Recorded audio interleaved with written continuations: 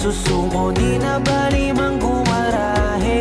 Hindi importante ang pagmamadali, makukuha mo rin kasabay ng mga ngiti. Hayaan mo na yung mga puro lang salita, walang makakapigil lalo kung meron kang tiyaga. Maniwala ka lang, panahon lang din yan, makakarating ka din sa tamang daan.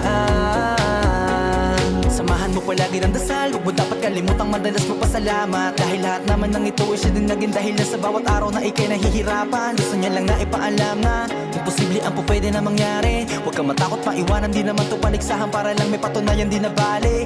Ang mahalaga, dapat maging masaya, lalong mahalin ang ginagawa mo. Sipagan mo lang kahit nakakatamad, itutuloy mo. Walang masama hanggat wala kang tinatapakan tao.